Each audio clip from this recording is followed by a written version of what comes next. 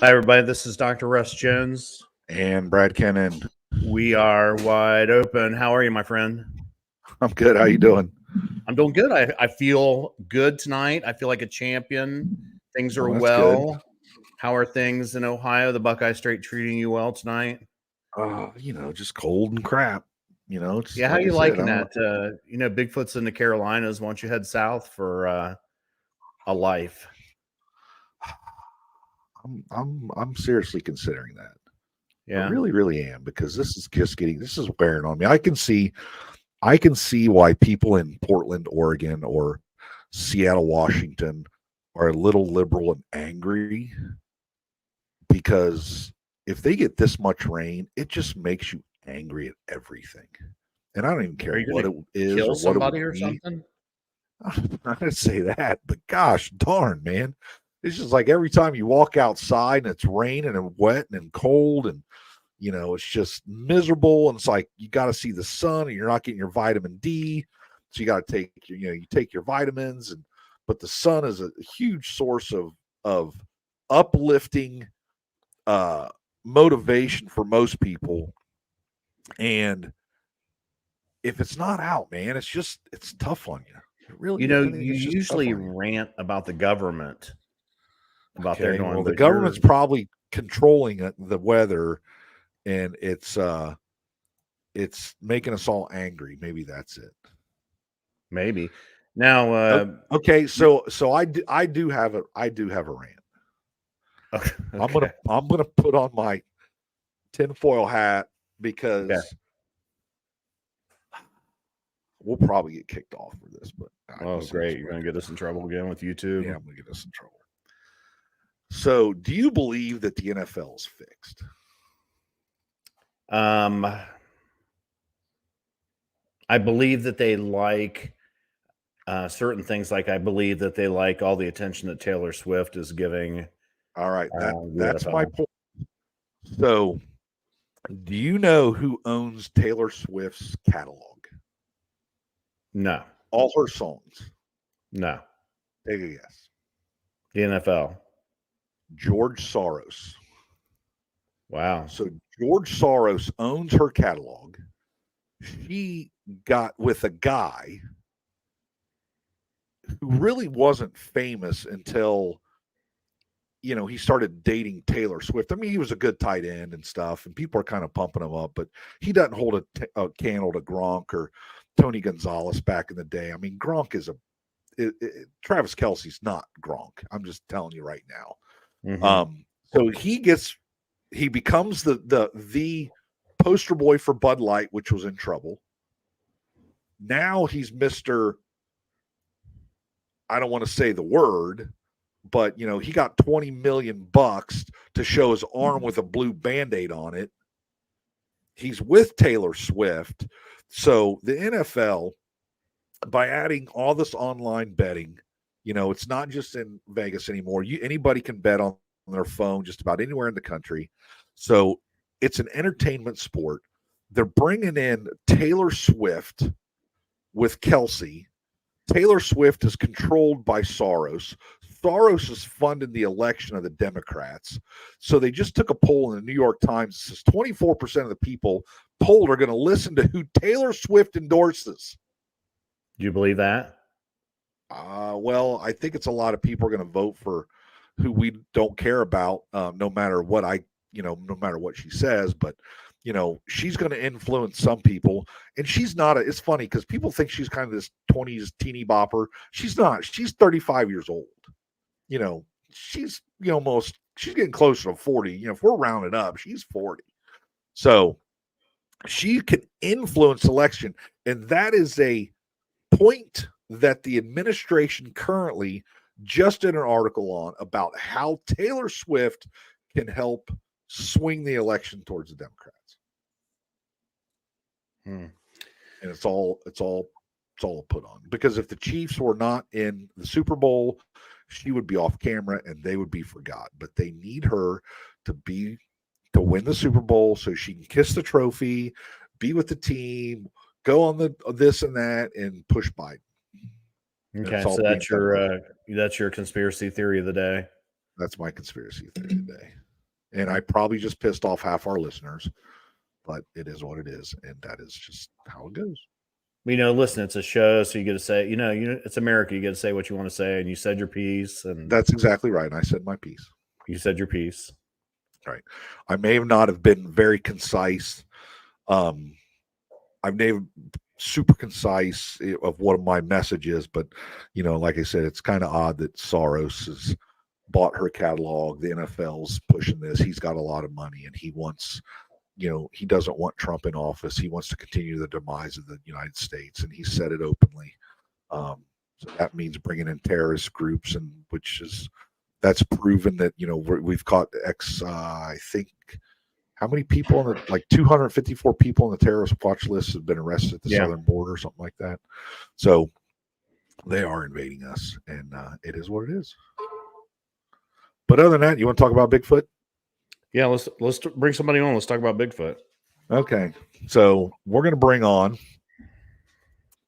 Mr. Dusty Ruth, and if people don't know who Dusty is an Ohio BFRO guy. So he and I are kind of stomping the same area. Dusty generally handles the expeditions in Ohio, which I try to attend, if not the whole weekend, but I at least try to show up and throw in my 2 cents worth when he does have them. And hopefully this year I can be a little more involved and be down there, and I won't be so busy. Dusty, welcome to the show. Thank you guys very much. Hey, Dusty, it's good to see you, my friend. Hi, Russ. You too. So, how many expeditions have you done? Oh, wow. I honestly don't know. The ones I've led, I would say 7, 9, something like that. The ones I've been on, I can't even count. There's just too many. Right. So, what's the best interaction you've ever had on an expedition you've been on? Well, it wasn't me personally, but there's been 2 of our expeditions where one of our night ops teams have had a sighting. Okay. One of our groups last year did, and the year before that, one of our groups did. Okay.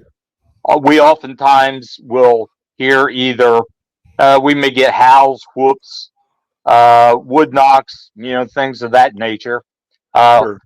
There was one about a year ago. We were sitting right in base camp, and this was about 5:00, 5:30 in the evening, perfectly light out, so on and so forth. And I heard a whoop about, I would say, about within 40 yards of our base camp. Really? Yeah, and I wasn't the only one. Mike Stanek heard it also at the same time. But yeah, it had to be fairly close to our base camp.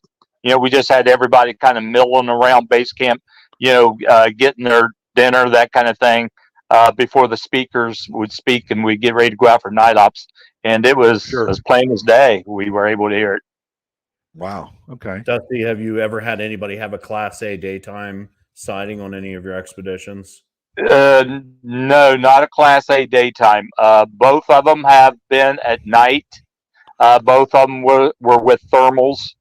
The one, both of them was fairly close, but the one, especially the second one, one we had last year, I would describe that as being really close. Now, where was that at? Was that at the place where we usually go? That's at the place where we normally go every year. Yes, we're going to be going to a different location in May this year, and then for the expedition in September, we'll double back to the place that we usually go. Okay. Dusty, have you ever had a daytime sighting of a Bigfoot yourself? Yes, I've had one daytime sighting myself. I've had 2 nighttime with the thermal. Can you tell us about the daytime sighting? Was it a good one? Well, I mean, I was tickled to death with it, but it only lasted maybe about 3 seconds. What was happening, I was down in northern Kentucky with Tom Shea and the rest of our group down there. And we were sitting around the campfire during the day, about 2:00, 2:30 in the afternoon, completely light outside. It was a sunny day, and my youngest son, Wes, he was with us, and he had taken off and gone on a walk or a hike.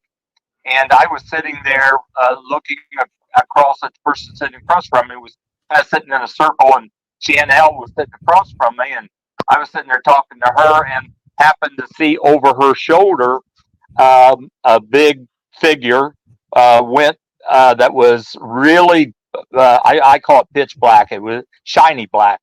Had exited from a tree line, stepped into a clearing of where the canopy wasn't overhead, and the sun was able to shine down on the creature, and then back into the tree line again. Then on the other side of that opening, like I said, he was I call him a he. I don't know whether he or not, but he traversed that in about 3 seconds, getting from one tree line into the other.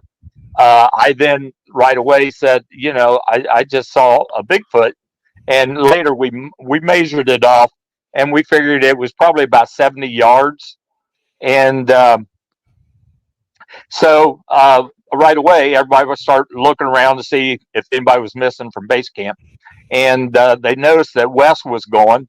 So Tom asked me, what Wes was wearing when he left base camp, and I said I really don't know. I didn't pay attention to him. And so I said he walked down the trail to my right about 1 o'clock, and that trail happens to circle completely around and then comes in on the other side. So Tom jumped in the four-wheeler that we had out there, and Ben Taylor jumped in with him. They went looking for Wes. They went the direction that I told them Wes had gone. They finally found him, and instead of being, at about my 1 or 2 o'clock, he had circled almost completely around and was about my 9 o'clock by that time. He was to my left. And I think my opinion is that I think this creature had been sitting out there in those trees in the woods, probably watching and listening to us up there around the campfire. And when Wes took off down the trail and then kind of circled behind the thing, without knowing it was there, I think then when he circled around was coming back in the other side, I think the thing got curious and probably got up and cut through the trees, the woods, to see where Wes was going, what he was up to, because that was the direction it was heading. It was heading in the direction where we found Wes. And so they had Wes come back to camp. Well, when he come back, he was wearing a pair of gray shorts and a gray sleeveless T-shirt. So it wasn't him. It wasn't even close. Right. So we, of course, had walkie-talkies with us. I took a walkie-talkie. Wes took a walkie-talkie and went out into the woods with Jan, and I got them positioned about where I had seen this thing. And they took a stick with them and an orange shirt. Wes tied the orange shirt to the top of the stick and kept raising it up to get it to where the head would have been. And Wes is about 6 foot tall, and we figured the creature was at least 2 or 3 feet taller than Wes. So it had to be about 8 to 9 feet. And again, I said, I saw it about 3 seconds. I saw it from the side, from the left side. It was going from my right to my left, and just got to see it long enough when it stepped out into the sunlight and crossed from the one tree line into the other. I guess that I should back up for an instant, because I know that when you were telling Brad and I the story that you said that you were with Tom Shea, and a lot of the listeners probably don't know who Tom is, but Tom's in Northern Kentucky. He's an ex-military guy. And years ago, when he was back home visiting, he went to see his girlfriend. And when he was driving, a Bigfoot crossed the road in front of him, and he got interested in Bigfoot. And I know Thomas had, I used to talk to him every now and then on the phone. I know he'd had one other encounter. He had told me one time he was in a spot, he parked his four-wheeler, and he was in a spot where he thought that they crossed a lot. And, Tom is known for his tracks. I mean, he probably has collected maybe 150 Bigfoot tracks. I thought it was up in the 300s. It may well be. I think that's what he said on when he was on Cliff and Bobo's show.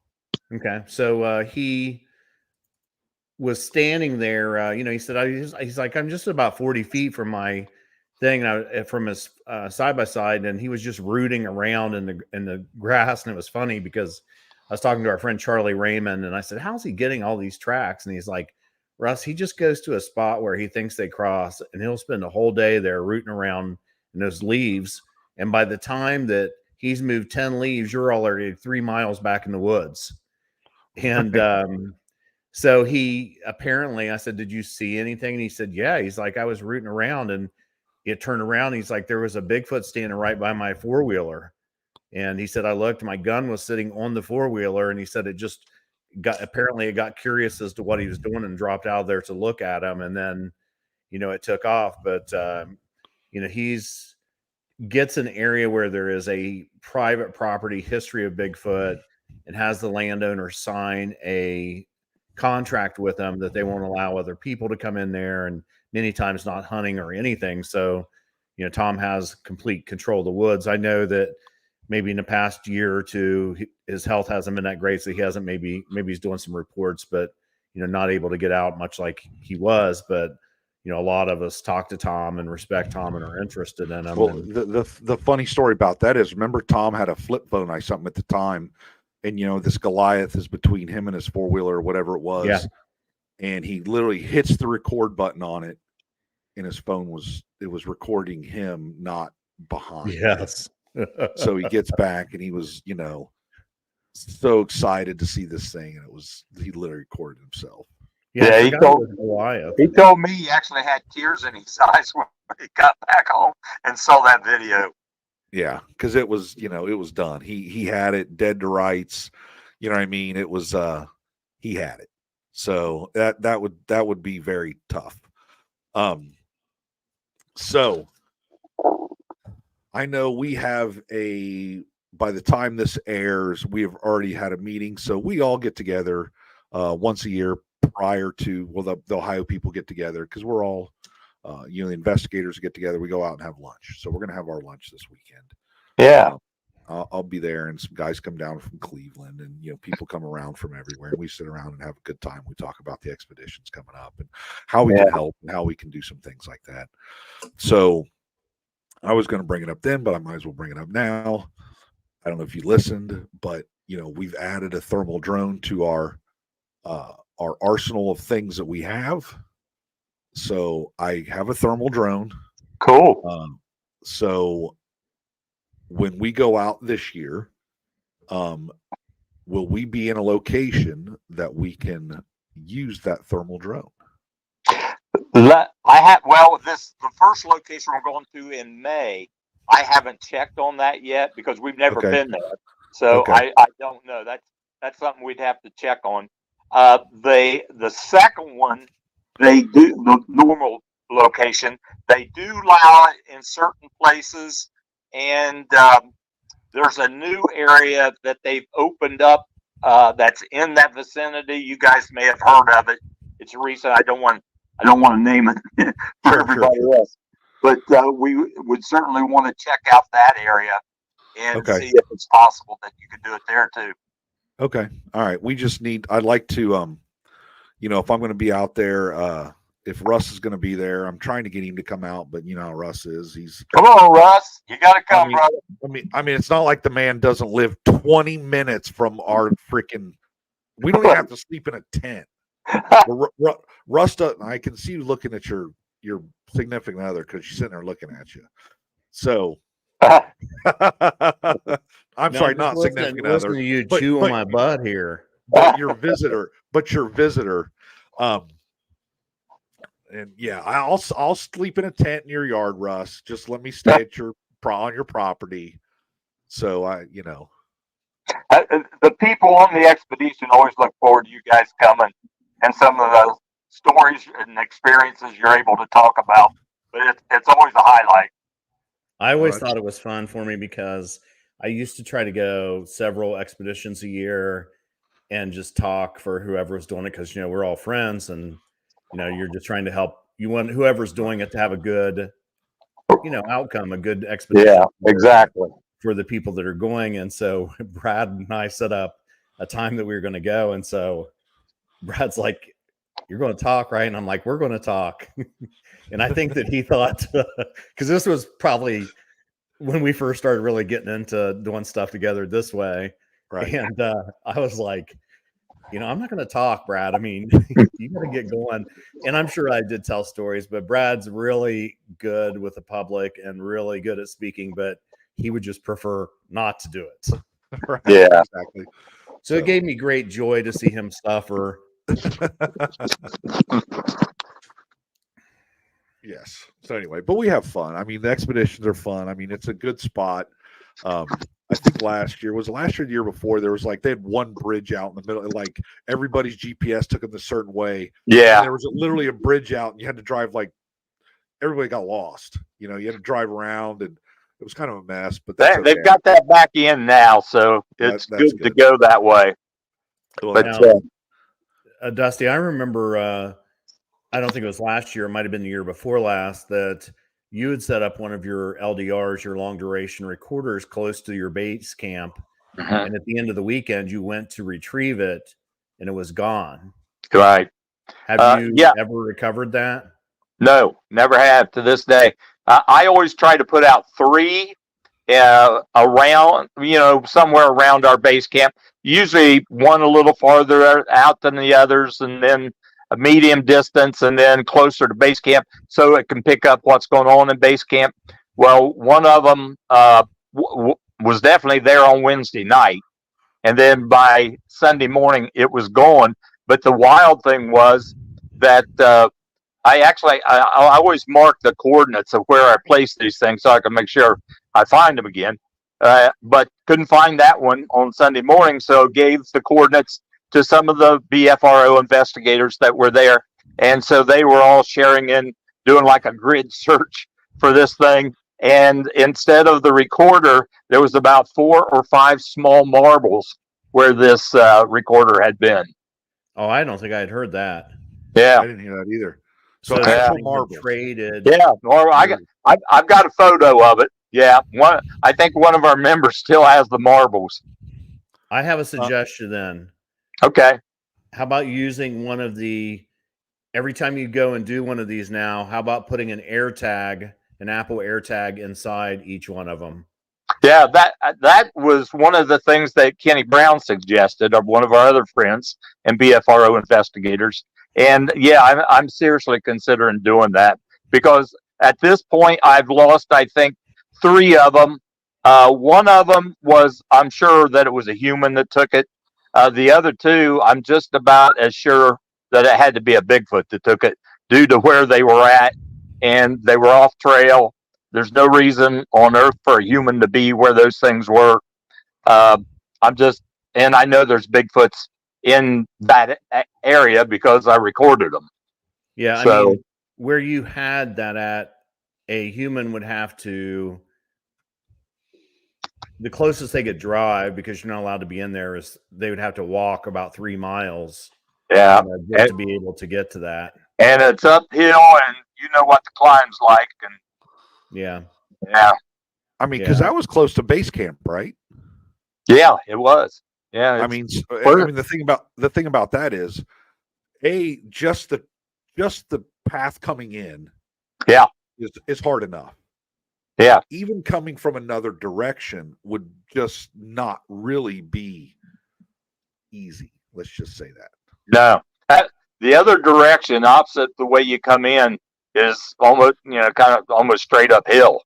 Yeah, a lot of loose rocks, and it's not easy to traverse that. Yeah. No. I don't know if I told you, Dusty, but it was ironic because I had actually walked several miles in there myself, and then had went up that steep hill, and I had a couple of my game cams in that location, below where your base camp was, long before, it was even announced that or decided where that was at. It was just an area that I chose to put my cameras in there. Yeah. Yeah. And we, but like I said, we put those out every time, and we've got some good recordings on those things. And we're certain that they do come into our base camp there at night. there was one time when it rained pretty heavy, and we were able to get some tracks right and cast them right close to what we call our command post, which is actually a couple of canopies set up side by side. And and that's where a lot of our business takes place. And so we got some tracks there.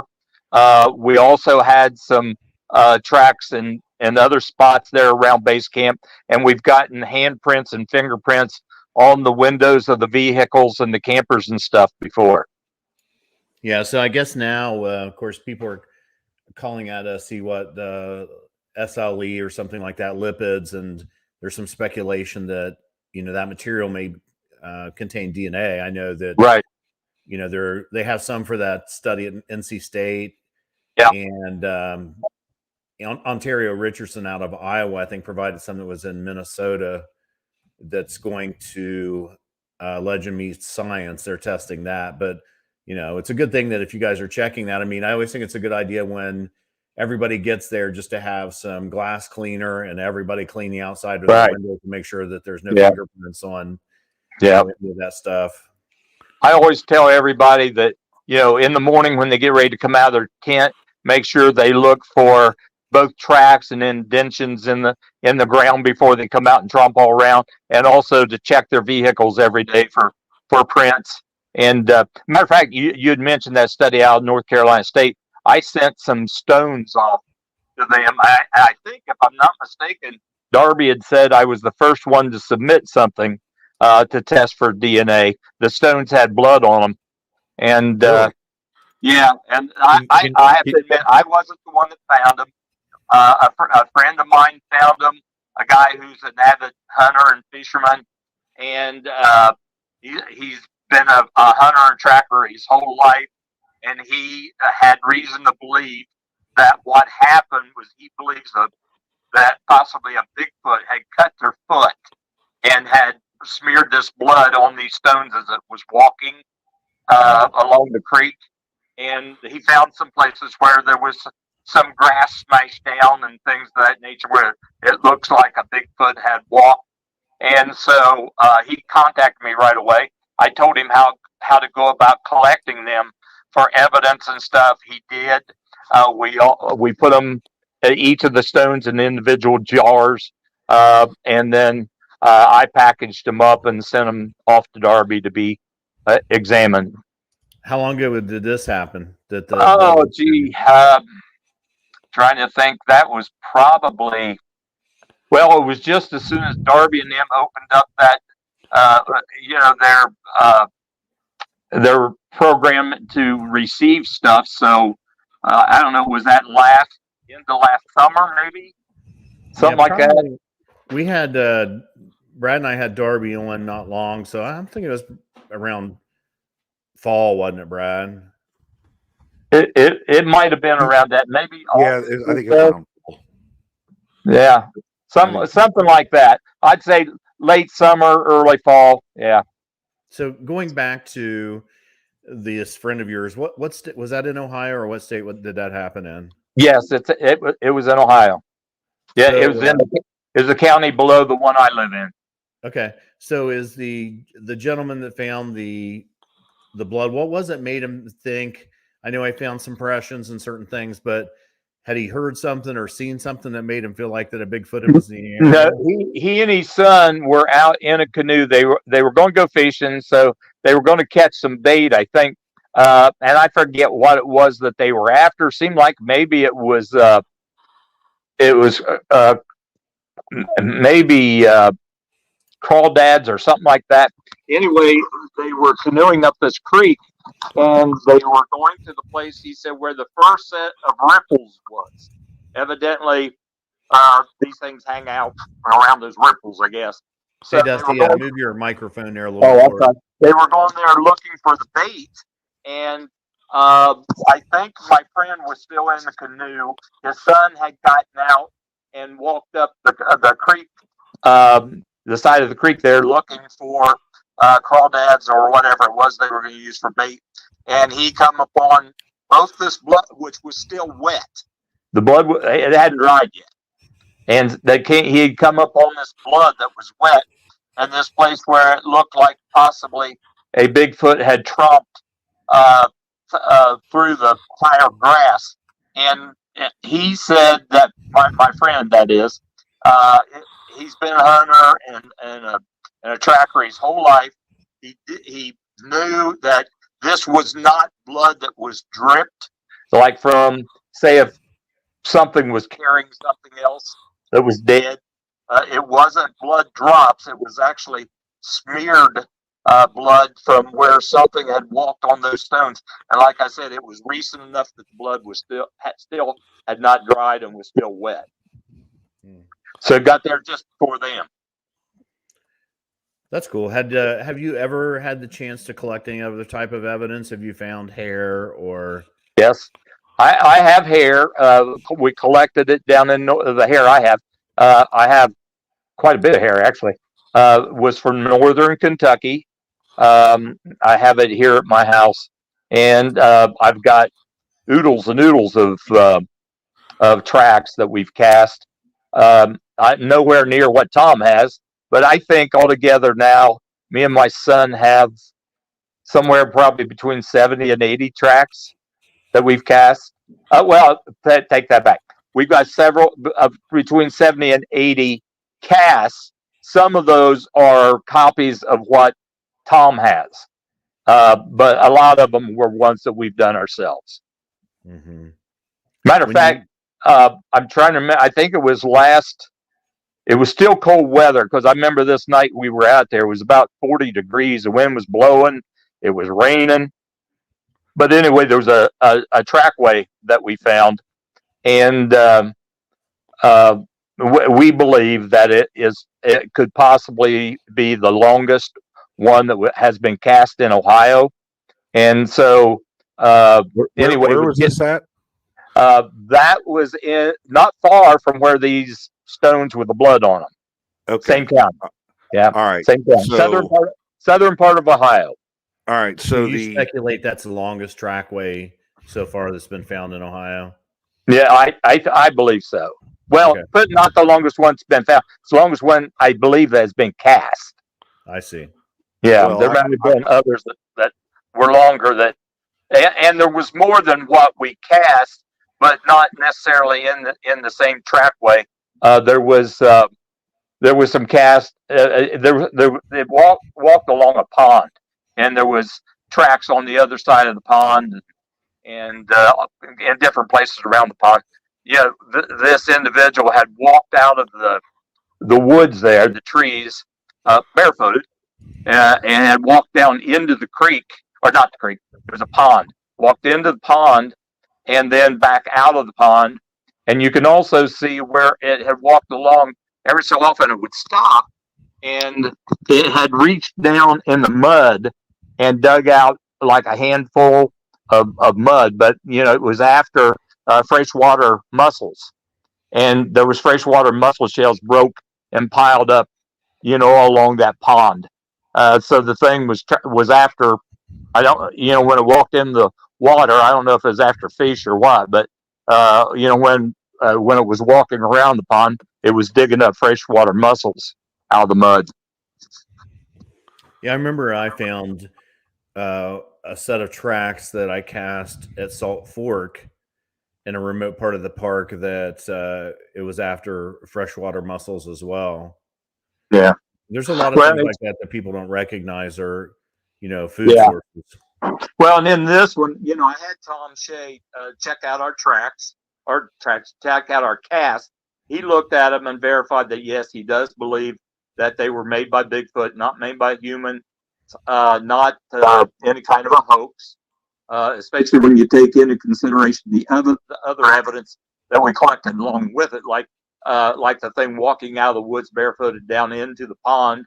And then, like I said, it was 40 degrees outside when we were there. So, that water was cold.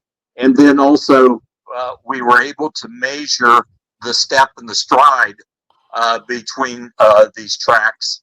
And they're just, I've got photos too of the trackway, and, both before we cast it, after we cast it, we had those little yellow markers that they put out, sometimes in crime scene type things, have each one of them numbered.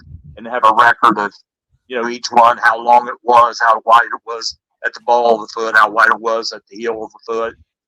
So we have pretty good records based upon this find, and I just don't see how it could be a human.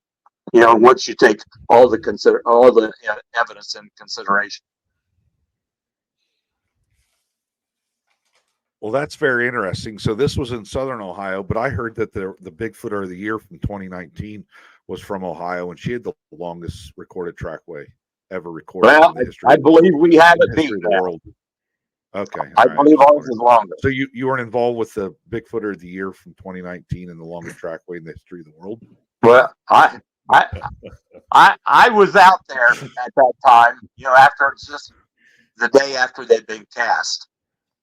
Okay. Stir that pot. Stir that pot. Yeah. Anyway, they don't like me anyway. I don't care. Anyway. All right. So I have seen this, and I will admit, some of those are very nice tracks. For a human foot, they're pretty good, I think. but yeah, I believe ours is now longer. Okay, Dusty, right. Can you tell me? I know that you've interviewed a lot of witnesses over the years. Can you tell us a story or two of the witnesses that you've interviewed that have stuck most with you as your favorite stories? Yeah, I'll tell you one, and I kind of got it. I can't say by accident, but it wasn't a report that had been made to the BFRO. When I first joined the BFRO, one of the things they wanted me to do was go into the flats, our database, and clean up a lot of the reports that had either been made in my county or the surrounding counties. So I was in the process of doing that, and had contacted this individual that had made a report some years before. And so I contacted him and was interviewing him regarding that. And then he told me, he said, I had another sighting too. And he said, but I never reported it. So I said, well, what was that? And he was telling me about he had gone deer hunting with a friend. This was down in Adams County. And they were out. He was in a hunting blind. His friend was off in another blind. Anyway, he says, as it got toward morning, he says, it's about 7 o'clock or so, just about the point where it was starting to get light out. And he said that he heard something walking back behind his blind. So he looked out there, and he said he saw a Bigfoot. And he said it scared him to death because he thought the Bigfoot was going to find him. But he said it never really paid any attention to him. It was almost like it never saw it. And he said it was walking across, like from east to west or north to south, and not toward the hunting blind. But he said the first thing he did was, he said he picked up his rangefinder and looked through it. And so he knew how far it was from him. And then he said it scared him so bad. He said he then picked up his rifle. He said, I had the rifle picked up, looking at it. So he said, I got a very close look because I'm looking through my scope at this thing. He said, I had my finger on the trigger just in case it come toward my hunting blind. So he said, through looking through the scope, he was able to get a very good look, up close look at its face. He said, I saw its skin. He said the skin was kind of a grayish charcoal color, and he described it as looking like the skin that you would see, say, on an ape at the zoo. He said it was about that color, dark gray. He said that it was a dark colored Bigfoot. He said he could see the brow ridge sticking out above the eyes. He said the eyes looked to be very deep set, but I think it was because of the brow ridge. The eyes were very big. They were dark. He said the nose was big, and he said it wasn't flat, wasn't smashed, but was kind of spread across its whole face. Its mouth was a good distance. Good distance below the nose, so it looked, different than a typical human would look. But he said this thing never looked at him, never paid any attention. It just it kept on walking across. But he said I had my finger on the trigger, And he said, if that thing had come toward me, I probably would have squeezed it. But he said, the reason I didn't was because this thing looked so human. And He said, it looked like a human. And we hear that a lot. Yeah, you hear that from the hunters. You hear that from a lot of hunters. And in fact, I literally just posted that on our Instagram the other day. Some pictures, and I said, this is an image, an image like this, I do believe, is what we get a lot of hunters say, hey, I was looking through my scope and this thing was peering around a tree at me. Yeah. And it was looking at me. And my question was, could you pull the trigger? And basically people are saying no. Yeah. Because it does look too human. It's got too much of a look to it than what, we are used to as, here's one that I don't know if you saw this one. This is the one that I got a lot of comments about, that it's, it's got a really human look to it. Yeah. And, if you were to shave off all that hair. Yeah. One of the things that always bugs me is that they show, like in that picture there, they're showing the open nostrils, and we know from reports that Bigfoot has a nose similar to a human. It's larger than a human. It's flatter than a human. We call it hooded. Right. And I think for some people, if they're looking uphill or if they're looking at a larger animal, larger than they are, then, it may appear that you can see the nostrils, but, anatomically or physiologically, biologically, it just does not make sense when you see that open nostril that so many times people draw. That's something that you would see in Africa or South America, where they're trying to get rid of humidity, however they do it. But it makes no sense in a colder climate to have, your nostrils open to that cold air coming in. I think that they, with my experience in putting out recorders and recording these individuals and stuff, I think that they have a much greater sense of smell than we do. Because one of the things that I notice is a lot of times when I put out my recorder, they do find it fairly quickly. And if they get up close to the recorder, one of the things they often do is they sniff at it. You can hear them on the recorder sniffing the air to, I assume, determine whether or not it's dangerous, whether it's going to hurt them or not. But they seem to rely on that sense of smell a lot to tell them whether or not something's safe or danger. And of course, your recorders are 6, 7, 8 feet high in the air, so it's not like it's a deer or some other type of animal. Exactly. Sniffing your recorders. Yeah. So I've asked this to a couple of people. You've been around a long time, and you've interviewed a lot of witnesses, and you've taken a lot of people on these expeditions. How has your thinking changed about Bigfoot as the years went by? Have some of your beliefs changed in terms of what you used to think and what you think now? Or, generally about what you have come to think Bigfoot might be or is, or its behavior? I'm still in the flesh and blood camp. And one of the, I do say, though, that I try to keep an open mind. And I always tell everybody, just because I didn't have an experience doesn't necessarily mean that somebody else is lying because I didn't have the same experience they did. So I tend to try to keep an open mind, but I at this time anyway, I believe that they're flesh and blood. I can't really say that my beliefs have changed. Again, I just try to keep an open mind to things that I come across and stories that I hear. Sometimes I am perplexed as to certain things that happen and how they might happen, and I just have no explanation for things. If I don't have an explanation for something, or I don't know how something happened, I'll say I don't know. I just don't know. I don't have any idea. I won't try to make something up to fit the scenario. I'll just say, hey, I don't know what caused this. I don't know how I did it. But I am, because of some of my background in psychology, I am interested in their behavior.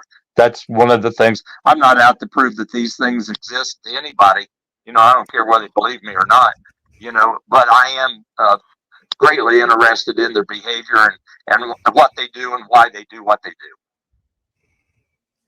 When you were thinking about we were talking about your recorder disappearing. I remember one time Brad and I were doing an expedition in the mountains of West Virginia, and one of our friends, back before now, when people see the LDRs, I mean, they're this sleek looking PVC pipe that's maybe a foot long with a big hook on the end, and it's camouflaged, and you just stick it all up there, and it has a couple of mics drilled that are hanging off there. It's really a neat looking thing, but it used to be not very many years ago that it was larger and more primitive, and some of them were in actually like I don't want to say Tupperware containers, but like the plastic things that we store in our garage, the totes.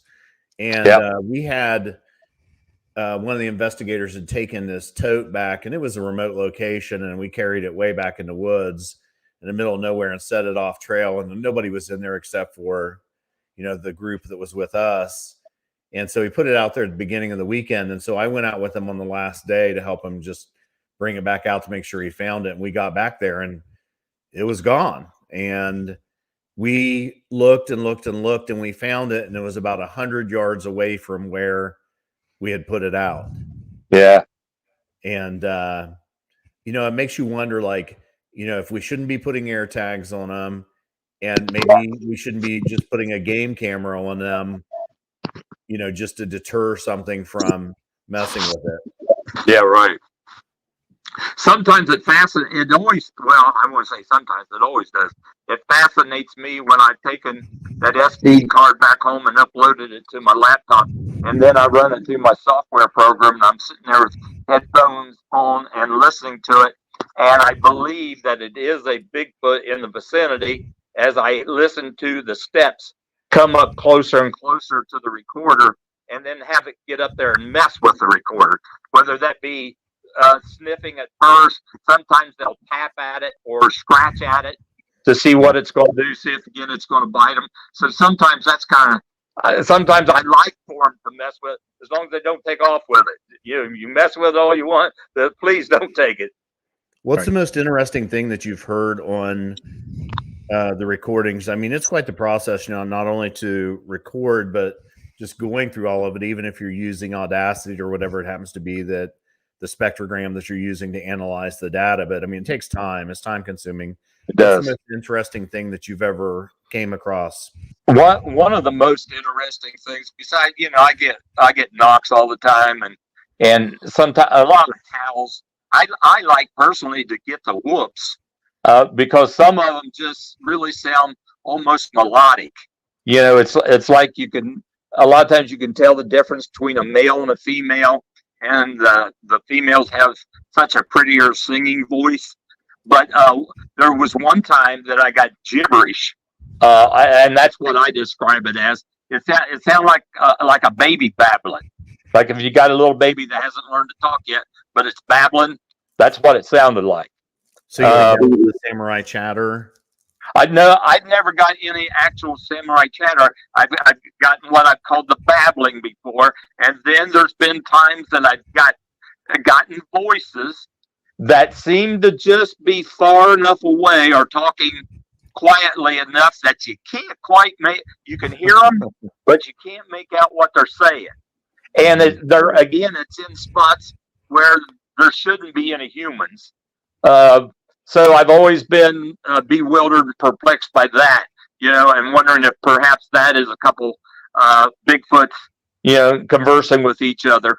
Like I said, and I've gotten several of those where it's just far enough away that you can't quite make out what it is. Of course, if it's two Bigfoots, probably couldn't understand it anyway, but you just can't. You can tell there's the vocalizations that it's two individuals of some species conversing back and forth, but you can't understand it or can't hear it clear enough to tell what they're saying.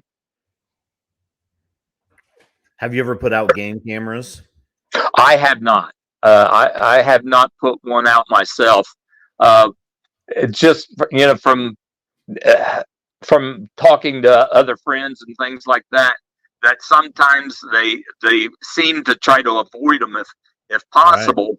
Right. So I don't want and I call them mine, they're not mine. I don't want the Bigfoots to avoid, where I've got LDRs placed. I want them to stay in those areas. I want them to try to get close to them and interact with them, if they will, in some manner. Again, as long as they don't take them, but get up close. I want to hear them breathing. I want to hear them, sniffing and that kind of stuff. So I don't want to put out a game camera, which might keep them away. Right. I know you and your son were kind enough. One time we met at a restaurant, and you guys walked me through, and you made a couple LDRs for me, and I just never was able to. I guess I'm doing so much with game cameras, it's hard to do everything. Yeah. And so, I had passed mine on to Kenny Brown, Dr. Kenny Brown, and he had kind of taken that part over. I know that him and I, many times while working the same areas, he'll say, "Hey, I heard a knock this date, this location," and it's helpful to add to your map that you're trying to get a general idea of where they're going to be, at a certain time of the year. Yeah. It's nice to know that you can work with somebody like that. Kenny and I, we trade information and all the time. And sometimes he'll send me clips, let me listen to them. I'll send him clips, ask him what his opinion is, those kind of things. So, Kenny's a great friend, and he's very helpful with our BFRO group. His whole family is the Brown family. Oh, absolutely. I know that I used to talk to Monongahela about, triangulating. I know he told me, he's like, well, Russ, you can tell the direction of the sounds coming from, the vocalization or whatever the noise is that you're hearing, based on some factors. And I'd ask him, have you ever thought about, when you're in a location, you suspect they're staying a certain time of the year, of putting out 3 recorders that may be a half mile or more apart, trying to get a more exact location. Have you ever done anything like that? Or are you just kind of putting one hand? I have. It would be, well, yeah, it might be. I was going to say I've done that around base camp. When we're out there, when I put out 3, sometimes I will triangulate those and try to get, just like Monongahela was saying, try to get an idea then for at least where they're at the time that they're making either this vocalization or some type of other sound, because you can tell if you know which way is north and south, and you have your recorder marked. You can tell once you put it up on the spectrogram in your software program. You can tell which direction they came from by which microphone picked it up louder. And then, of course, if you know the difference between your LDRs or your recorders, let's just say you number 1, 2, 3, ABC, whatever, if it's closer to A than it is to B, and it's closer to A than it is to C, and you can tell whether it's coming from the north or the south, then you've got a good idea where it was at when it made that, let's just say, vocalization. All right, I have one more question before you get us out. We get out of here with you. The hour's winding down, but do you have, since you're dealing a lot of time with newbies and people that are not in the woods or doing the Bigfoot thing, do you have any suggestions for the people that want to be interested in Bigfoot, that want to learn more about the subject? Well, there's a couple things I would suggest. Go on an expedition with a good group that's going to show you the proper techniques of doing research, and not just, somebody's out to get your money or something like that. Go with somebody that knows what they're doing. Also get some good books. There's lots of good books out there.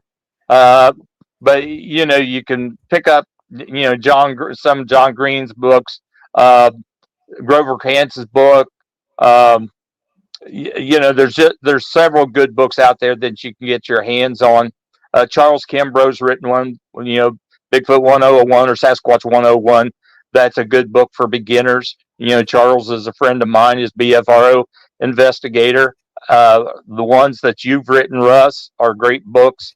I would start out by either listening or reading to those individuals that know what they're doing. And you can be taken. I get discouraged sometimes, I guess, when different friends of mine or people I know will tell me, well, I've listened to, or I watched this YouTube video, that YouTube video, and some of them I know are hoaxes, and and so I guess it bothers me when they're trying to fool some of the people, and that some of my friends that's just starting out get hooked into some of that. So I always try to tell them which ones to listen to and which ones to watch and so forth. But as we mentioned earlier, we got 2 expeditions coming up, one in May, one in September. They're both at different locations. Both of them are good locations. The one our usual location, I would even call a great location. They do come into our base camp. We got a couple different night ops activities that we're going to do at the May expedition. We're going to actually take a group out on bikes down a nice bike path. It's not one of these that goes through the woods and you run over roots and that kind of stuff. But there was 4 sightings in this area within about maybe an 8-week period. And so we're going to take a bicycle group down that way. And then we're also going to put kayaks on the river and take a night group out in kayaks. Well, I have an e-bike that I could bring, and my e-bike has this little thing on the back, and I could strap my drone on the back. There you go. When we got out to where we need to be on the e-bike or on the bikes, I could pop the drone out and we could take a look around. Yeah, cool. That'd be awesome. Yeah. So people can go to bfro.net, and then there's an expedition. And if they are interested in doing an expedition with you, they can choose Ohio, and your information will be on there, how to reach out. Right. Yeah. It's on there. Gives you information how to sign out. It tells the dates of the expedition, and then Caroline, who takes that information, then contacts me and has me call the individuals and talk to them, and I answer any questions that they have regarding just make sure that it's a good fit and that it's something they might be interested in, and then of course we encourage them to come along. We love that. Well, I was going to say a lot of people that may have never been on an expedition, they see the TV show and everybody goes out at night, right? So a lot of people today, they're not familiar with going out in the woods at night. Right. And it can be a scary, creepy place. If they go on an expedition and they don't want to go tromp through the woods at night, they don't have to. We have as much. I want to say, we have as much activity in base camp as we, probably more so. We've gotten some great audio there at base camp. And like I said, this one place, they come into base camp when we're in our tents and stuff at night. We know that. And so they're always around us. And we don't send 40 people out tromping through the woods. We split up into smaller teams. Well, I was just letting people know that there is a level for everybody. It's sort of like going to an amusement park. If you want to ride the big roller coasters, you can go ride the big roller coasters and be scared. Right. But if you want to do other calm things and see the shows, maybe there's some that you can do there too. So there's a whole wide range. Exactly right. So you don't not everybody has to be a snake wrangler and have your snake boots on and your thermals and your helmets and all that kind of stuff to go out in the woods. There are many levels of different people. Yeah, there's something there for everybody, no matter what your abilities are. And we have speakers.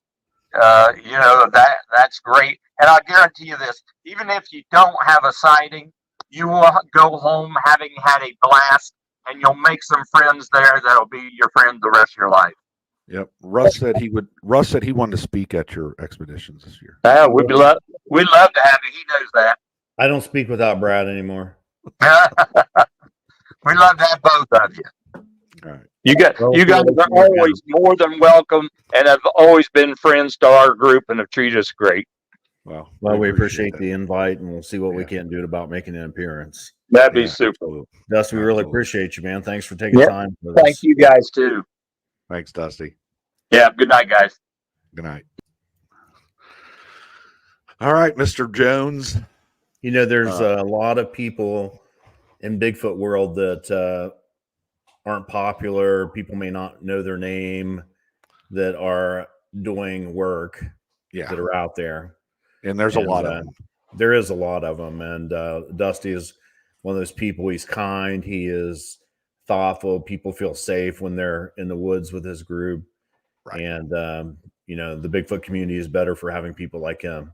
Yeah, absolutely. And like I said, my point being is that if you do go on an expedition, if you're kind of apprehensive that, you know, you go in the woods, you're going to be in a tent. And I think I think we have to make it a point to go to the first Ohio expedition this year, because our friends from out east, Bigfoot influencers, are going to be there.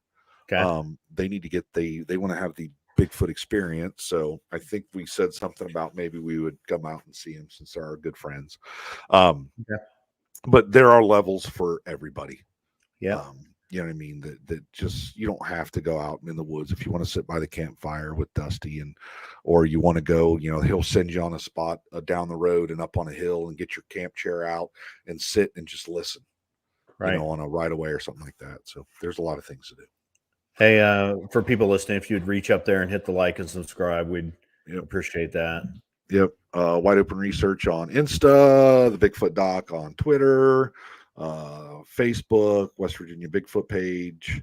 What is it? West Virginia? Yeah, West Virginia Bigfoot page, the BigfootDoc.com. If you would like to have a, you know, report that you want to talk to us about, love to talk to you.